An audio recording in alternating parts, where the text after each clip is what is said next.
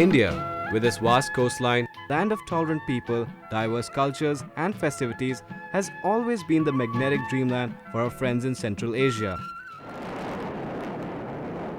Modern India, the world's largest democracy with its institutional foundation and agricultural and industrial powerhouse leading the world in IT and advanced medical sciences, today India is considered a major economic engine of the world. The famous trading Silk Route facilitated commercial and cultural bonding between the two regions. These centuries-old relations are now developing and emerging into closer and deeper economic ties.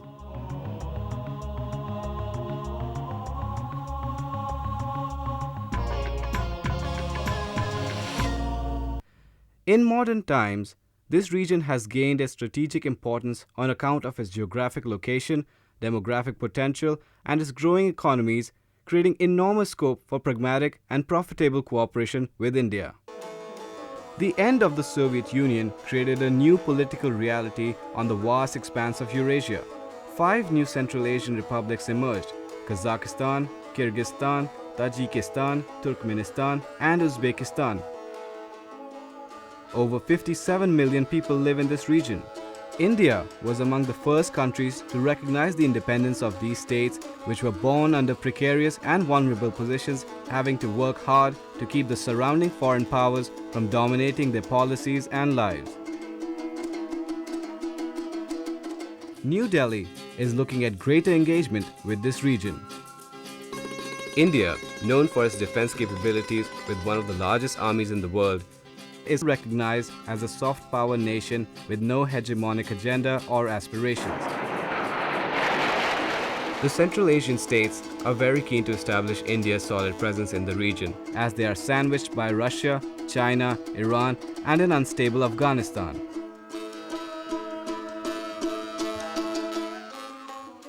Exchange of high-level visits have indeed set the tempo to chart out the scope and direction of cooperation and laid the foundation for understanding each other's interests and core concerns to common principle of interstate conduct. An observer to the Shanghai Cooperation Organization, India participated for the first time in 2009 on the summit level. Blessed with mineral wealth and natural resources, the region is thought to contain key global energy reserves. Uzbekistan and Kazakhstan have large quantities of proven gas and oil reserves, and Turkmenistan is also known for its vast quantities in gas reserves. Hydroelectric power can be attained from the enormous surplus hydel resources of Kyrgyzstan and Tajikistan. Great potential lies for India to fulfill its energy requirements and in turn provide markets to these nations. Viable routes need to be chalked out. Internationally reputed Indian companies in the energy sector scouting for overseas projects are known to be very competent, cost-effective, and reliable.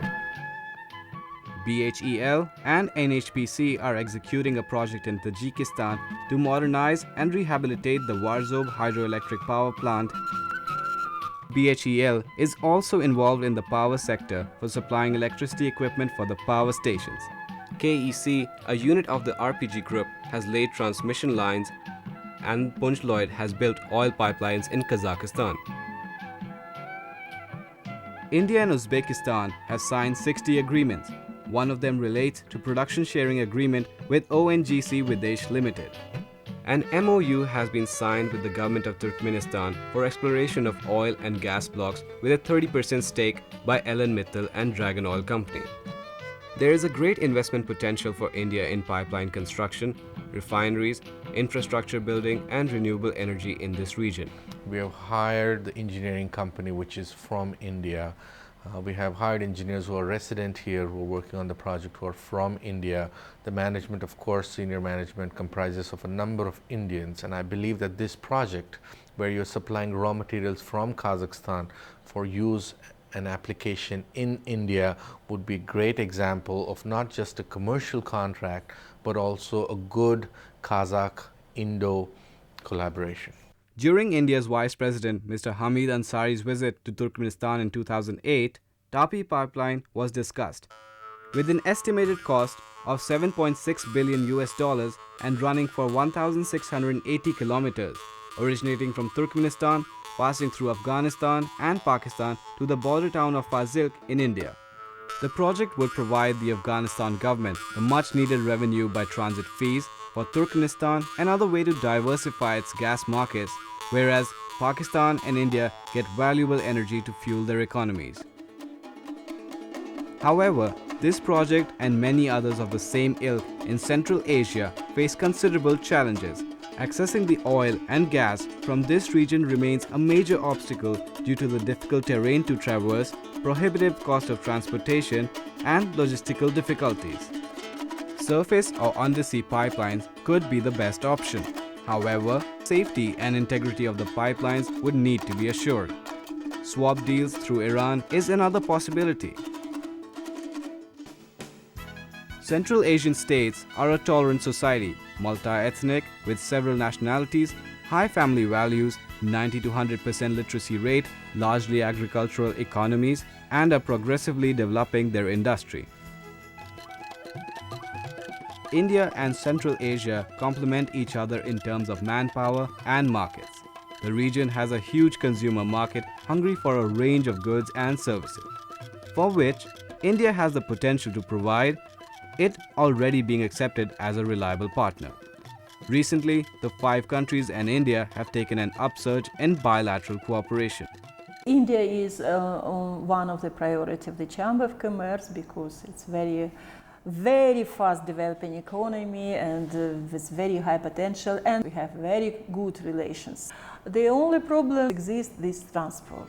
Kazakhstan is the largest trade partner of India in the region. Trade has increased by 89% in 2008. Major items of exports to Kazakhstan include tea, pharmaceuticals, medical equipment, machinery, tobacco, valves, and other consumer items. Major commodities of imports from Kazakhstan to India range from asbestos, soft wheat, steel, aluminium, wool, and raw hide. Indian investment in Kazakhstan has grown from $0.6 million to $61.9 million in 2008, and Kazakh investment in India was $63.3 million in 2008. I think we can do many things together. India has very precise recipe and medicine. But in Kazakhstan, we have so many raw materials for that, which we can grow and then, probably produce with the Indian technology, with the Indian scientists to produce some medicines. So that's a good example of cooperation.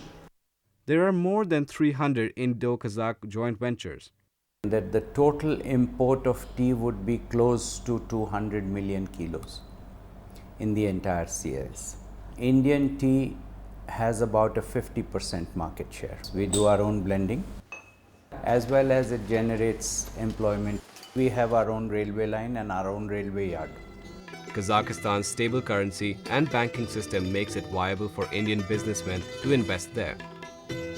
During Kazakhstan's President Nursultan Nazarbayev's visit to India in January 2009, a number of key agreements were signed, which included Memorandum of Understanding for Cooperation in the Field of Space Research and Nuclear Power, Agreement between ONGC Videsh Limited and Kazmunai Gaz in respect of Satpayev Oil Block, signing of bilateral protocol of accession of Kazakhstan to the World Trade Organization, and an extradition treaty between the two countries. Kazakhstan has large deposits of uranium, and Indian companies are already involved in its mining activity.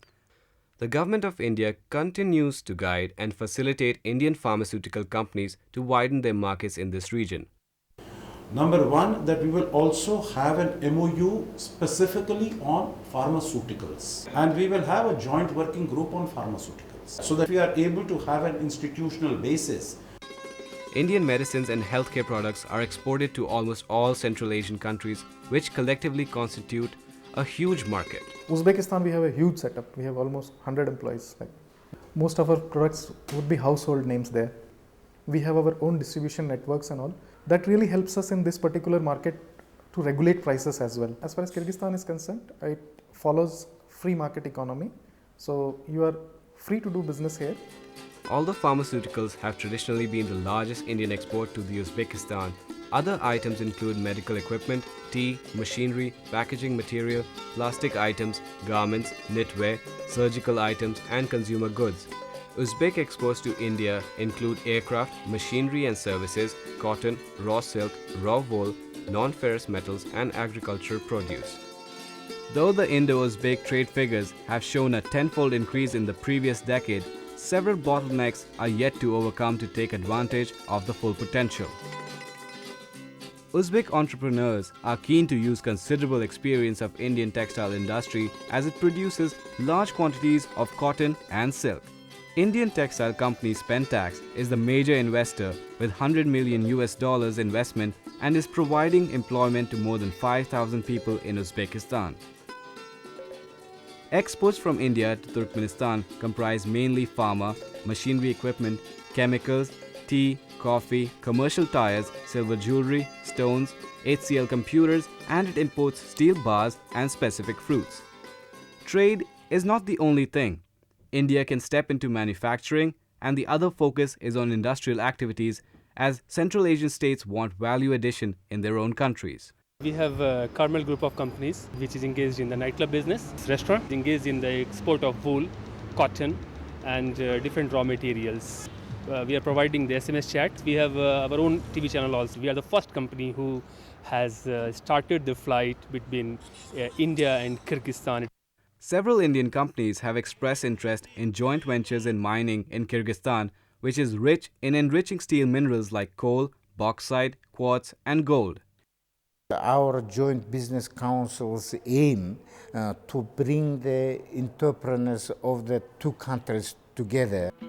The green and clean environment gives Kyrgyzstan leverage in milk production, and Indian participation with its technical knowledge in milk processing is an area to be expanded. The Indian government has also extended financial support to our Kyrgyz friends for a joint venture in potato processing. The flow of business has started and opportunities are being explored. ITPO regularly organizes exhibitions in these countries. We need to urgently work in this field to promote Indian products, fortunately well known in the local market. Under Indian technical and economic cooperation, several IT institutes have been established in Central Asian countries. The iTech programs, particularly in HRD, have become the cornerstone of India's economic involvement in this region.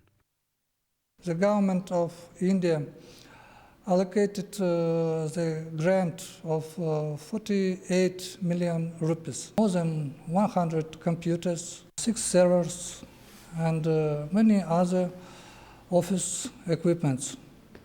Indian experts are here in our center for providing training for our experts and courses for our students. As iTech partner, students from these countries have been attending various training courses in India under slots allotted by Government of India. An Uzbek Indian IT Center was also established in 2006. With the help of an IIT, we introduced a social program called Mass Literacy Program. And IIT's contribution is methodology, materials, training for our teachers online. So our students could get their job not only in Kazakhstan or CIS countries, but also in any country in the world. Government of India has set up an industrial training center in Ashgabat under the iTech program executed by HMT International Limited. We also have an agreement to set up a mountain medical research center in Kyrgyzstan.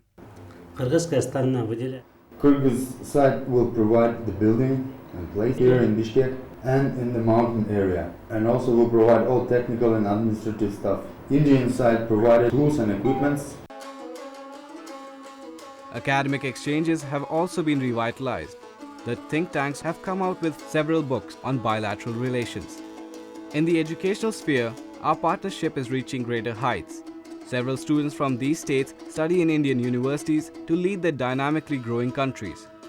Together with the IGNOU, we opened a new institute of distant education, and I went to IGNOU. I learned some elementary things there that we didn't know here really. Our students, as a future diplomats, they are very interested in India. Indian history, foreign policy, political system and culture, of course.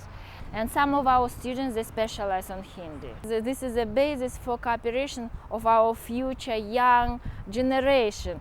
India now is becoming global actor in international relations. And our students, they understand this, they recognize this. Several hundred Indian students are also pursuing education in medicine in Central Asian universities. Мы предполагаем, с этого года у нас будут обучаться 700-750 студентов всех. Из них, я думаю, из Индии будут обучаться около 500 человек. У нас все сотрудники очень любят студентов Индии. Potentials and prospects for deeper cooperation are being explored. In Tajikistan, India is working towards prospects of investment in sectors like cotton, mining of gold, uranium ore, aluminium, silver, and semi-precious stones. Food processing plants is another area for joint ventures as Tajikistan produces high quality of fruits and vegetables. India's HMT executed one such plant through a grant extended by the Government of India.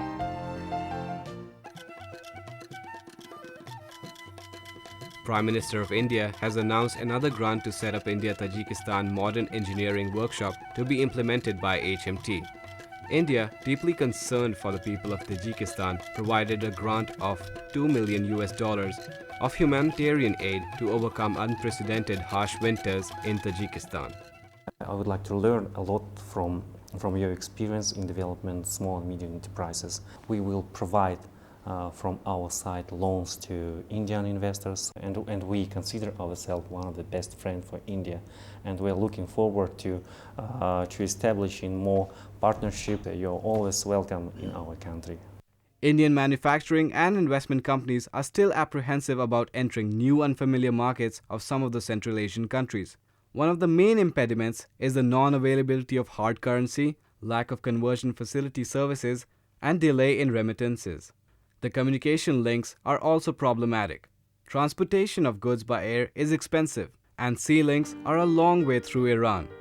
An agreement on the avoidance of double taxation and prevention of fiscal evasion, investment protection treaties like the one with Kazakhstan needs to be in place as confidence-building measures with all the Central Asian countries.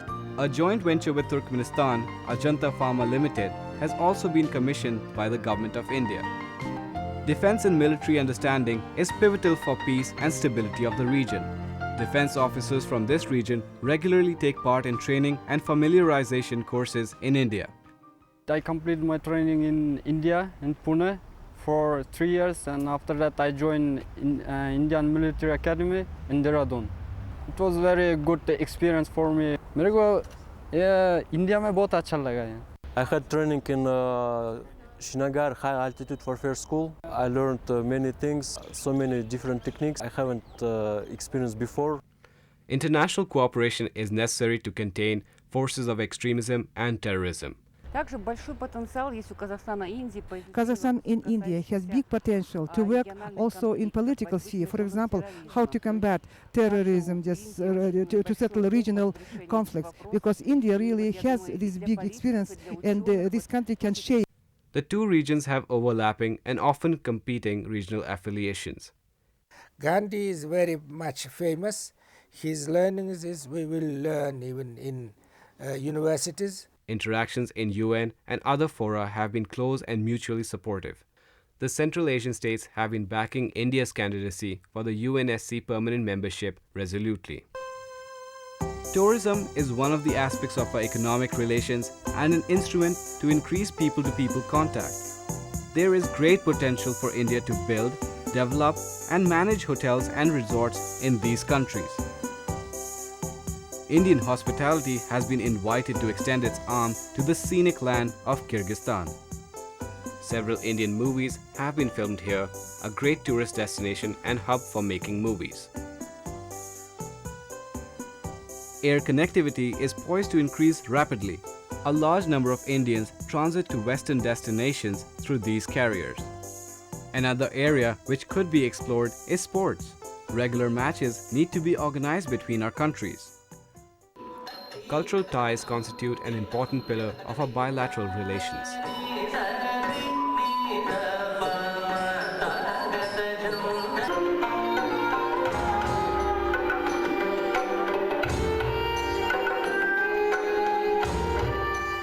Indian programs are regularly telecast on special TV channels in these countries. Kyrgyz epic Manas was translated in Hindi and an abridged version of the Mahabharata was published in Kyrgyz language. Indira and Nargis are popular names for girls here. For us, India, of course, is very dear to our hearts. So we have something similar in our character, in our feelings, in our emotions. Many people know India from Soviet times, and we were brought up on Indian films.